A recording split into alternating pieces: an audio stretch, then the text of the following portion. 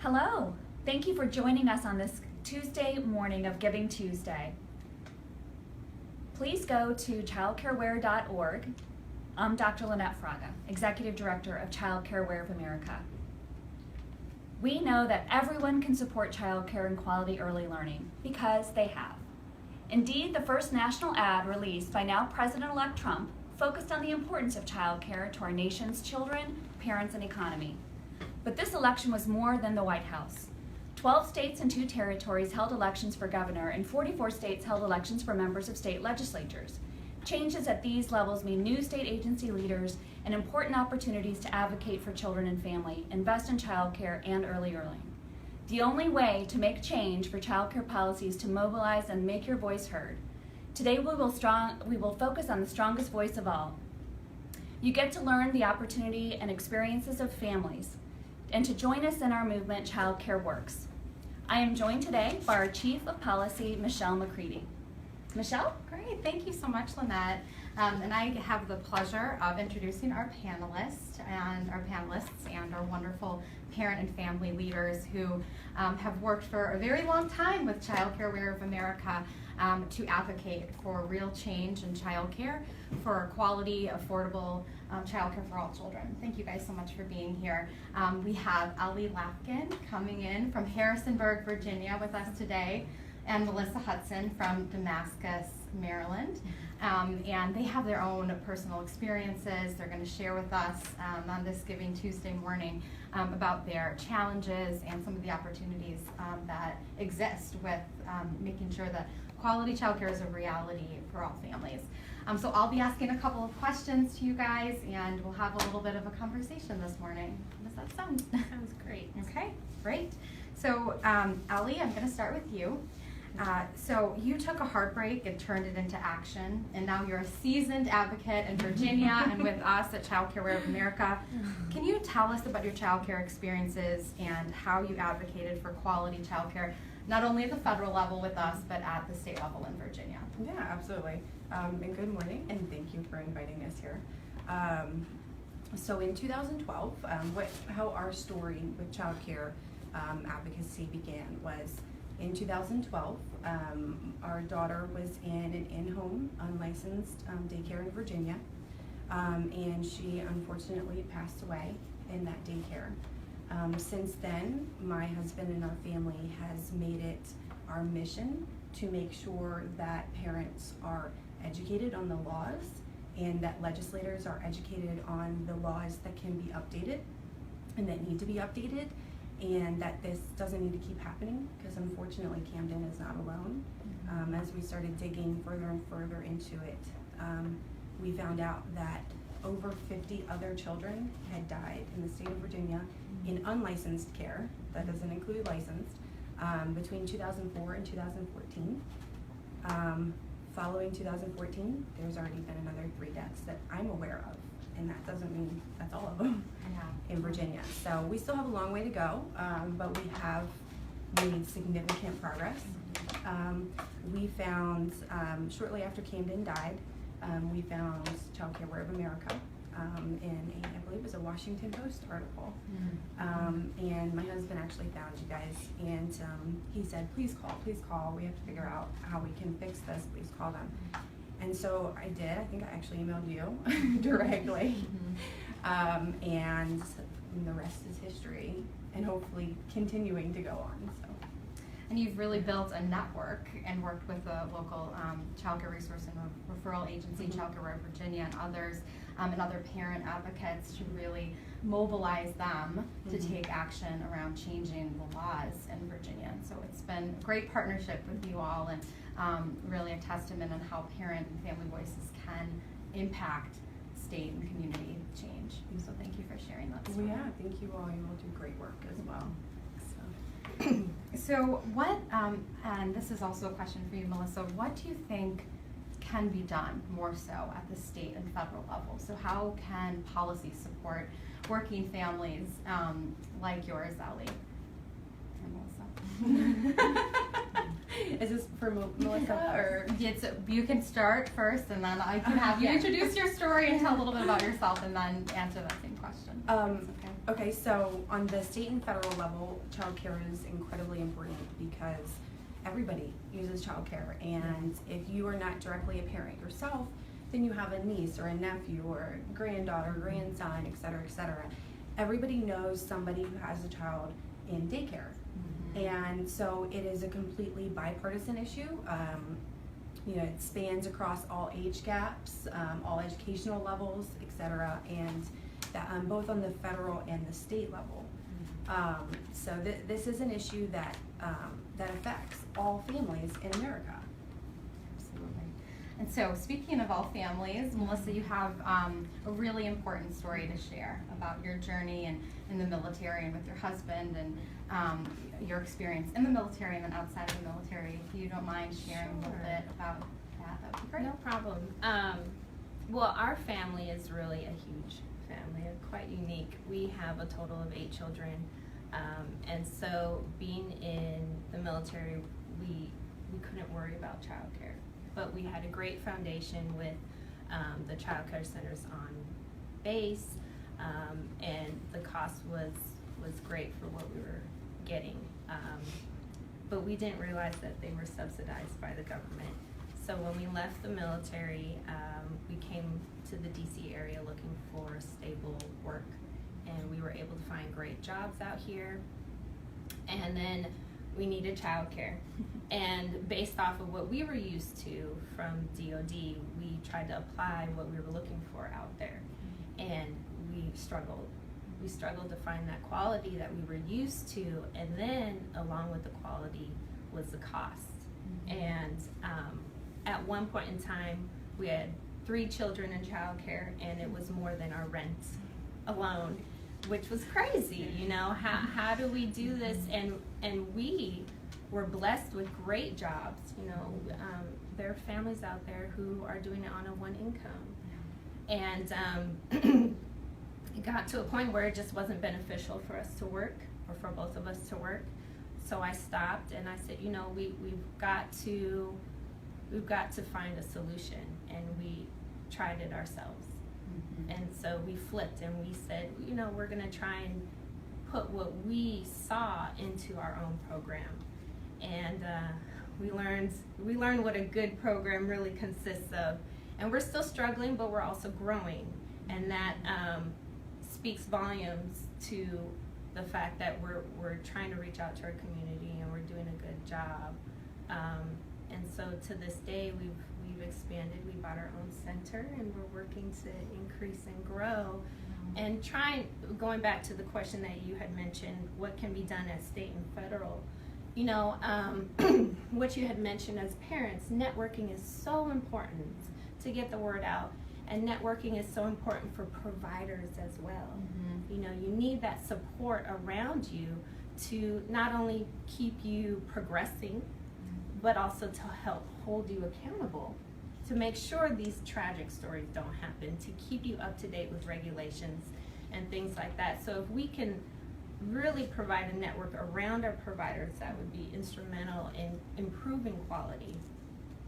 And I would also say little things like additional funding for training. Training is such key, but we want our providers to be working 6 to 6.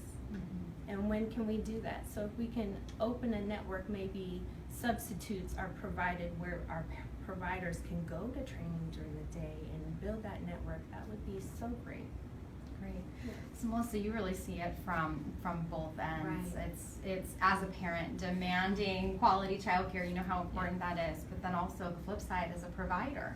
And I'm sure that you know that childcare teachers and providers are one of the lowest paid industries, and one of the, they're not supported either with professional development and access to training, like you pointed out at times. And so it's a challenge for both the families and childcare providers, and we love the solution of trying to increase the fundings and supports for the childcare workforce is extremely important to get towards solutions. So thanks for sharing that. And also you all are not alone. There's so many working parents that don't have an option, really. And so just to give some statistics, today's workforce includes 73.5 million working parents, and that's 40% of the workforce. So just about half of our workforce in our economy, to make sure that it's running and operating and successful, means that parents, both mom and dad, and single parents and all types of families have to work, not only for the workforce support now, but for an investment in the future. So, great. So we had, speaking of childcare, breakdowns and challenges. Ashley Brunke was going to join us today, but unfortunately her sweetheart son is sick, and so she's not with us. But Ashley's story, and I wanted to kind of bring attention to it, is around parents that have children with special needs, and how much of a challenge it is to find a setting that not only will accept your child, but also can support the different developmental needs. And I actually share my own personal experience with this. My sister, who's turning 40 this year, so this was 40 years ago, has something very similar to what Logan, Ashley's son, has. DeGeorge syndrome. My sister has Williams syndrome. And my mom had to make some really tough choices about not going back to work and staying home, and that impacted our family and the budget drastically. And so Ashley has recently made that similar choice to stay home and take care of Logan because of all of the different supports that he needs and attention, and lots of things like doctor's visits and all of that. We at Child Care Aware of America call that situation a child care desert, when parents, particularly in vulnerable or special situations, really just don't have options. I know, Allie, we've talked about this in rural areas, right? There's sometimes the closest licensed child care center is 45 minutes away. Sometimes in an urban setting, it can be infant care wait lists are quite long, years at a time. I have two in child care right now, and experienced that with the wait lists and really trying to find quality infant care. So it's really a juggle and a dance. Can you guys talk a little bit about your own experience with the child care deserts aspect of your own search for quality child care? I would say the biggest concern was, for me in the military, was, like you had mentioned, we were in the Midwest, and there was a huge wait list for the on-base facilities. So you were kind of left, in my perspective, to settle for something that you didn't quite want, but you had to have it. So not that there's anything wrong with advertising your child care on the side of the street, but you, like you had mentioned, you don't know if those people are licensed or certified. But a lot of parents, that's their only other option. So that's kind of what we dealt with until we could get through the waiting list, and it was difficult at times. Thank you. Yeah, so as you mentioned, I live in a very rural area. Very rural. We're actually very close to West Virginia. We are a child care desert to the max. In the county that I live in, which is Page County, we have 3 licensed homes and 1 center. So it's 3 total. So 2 licensed homes, 1 center. And we actually have one of the largest, gaps between availability and children in Virginia. So it is incredibly hard, if not impossible, to find a licensed daycare unless you travel outside of the county, or you travel quite a bit farther. The licensed facilities that we do have in our area have 8+ months waiting lists. And the licensed homes typically have a very similar waiting list, and that's because we don't have access to parents don't have access to licensed care. And I think part of that is, as you mentioned earlier, is the wage gap. Yeah. Childcare providers aren't paid appropriately, in my opinion, and so therefore it pushes them underground in their home, unlicensed, for cash. And that's a huge disconnect. We should be rewarding the providers and the facilities that go licensed, instead of pushing them out of the business and towards cash. So hopefully we can address that this upcoming session and this upcoming presidency. Great, thank you so much, both of you, for sharing that. In our annual report that we put out on parents and the high cost of childcare just really shows the data behind your stories on how unaffordable and out of reach childcare is for most working parents in America. That's actually coming out on December 7th. And you can really see that not only is the cost one of the highest household expenses in most parts of the country, but also that the child care providers are and continue to be one of the lowest paid professions. So thanks so much for pointing that out, and how we can work together to bridge that gap is going to be a critical part of the solution. So I have one last question for you both, and as you are well aware, we just had an election, right? And so there's a lot of change in the political landscape, not only at the federal level, but also at the state level. And if you had a couple of things to say to our newly elected President Trump and the administration, and newly elected officials in general, what would that be? What would you really want to tell on behalf of working families and parents like you? I think that for childcare costs, the ideal situation would really to take the business aspect out of it. If we don't link childcare or if we don't link a child to money, to an income, to a resource, to being profitable, then maybe we can really focus on what's really important, the education aspect of it, the quality of it, just like our school systems. That would be ideal. I don't think that's reality. But to continue, I think what we can do is to continue to focus and increase the benefits of those providers out there. Treat them like any other working class group, any other career, because it is a career, it's a choice.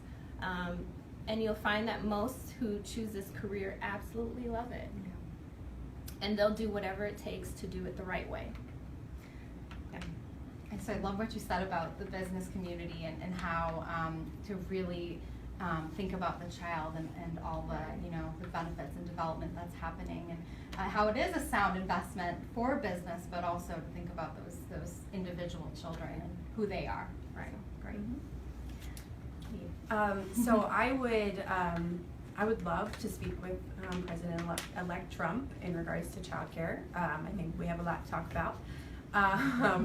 But he did, as you mentioned earlier, he did address childcare, during the election, and I think that's wonderful, and it's not discussed enough. His main platform for childcare was tax credits, which is a really great foundation that we can continue to build on. So tax credits are wonderful, but if you don't have the money up front to pay for daycare, then a refund at the end of the year isn't necessarily helpful. The states need more funding. That way we can increase wages, we can increase quality, we can provide additional staff so that the providers can get training during work hours instead of having to pull a 14-hour shift to do 2 hours of training. So I just think we have a lot to talk about, and again, a great foundation. As you know, I live in a very rural area, and areas such as mine overwhelmingly voted for Trump, and they're ready for change, and they're ready to see what's coming next, and I am very excited to see what's coming next as well, and I really hope we can continue this conversation. Great. Thank you both so much. That's great. So I'm going to actually turn it back to you, Lynette, and see, have you say some last minute words about our panelists today, about Giving Tuesday, and where we can go from here. Wonderful. Well, I just want to say, first of all, thank you so much. Fantastic, and providing your perspectives and your stories. So again, worker productivity is enhanced, child well-being is boosted, and the stage is set to make our economy stronger with childcare. Given the importance of childcare to our nation's economic strength, any infrastructure investment should include an investment in childcare. This can be most effectively done through an expansion of funding provided through the Child Care and Development Block Grant, our major federal child care program. Currently, CCDBG is serving just 1 out of 6 children eligible for help, and the number of families able to receive assistance has been steadily declining over the past several years due to a lack of funding. By investing in this program, you can provide greater opportunity to more low and middle income parents who need help. In addition to providing direct support to families in need, increased funding can also be used to expand the supply of childcare and promote entrepreneurship. Childcare employs millions of individuals in small and large businesses. Infrastructure funds can be used to upgrade and expand existing childcare centers, build new centers, and cover startup costs for small family, community, and faith-based childcare businesses. Mr. President-elect, we understand the fiscal realities of the current economy and agree that investments in childcare should be targeted at those families who have been struggling the most in this economy.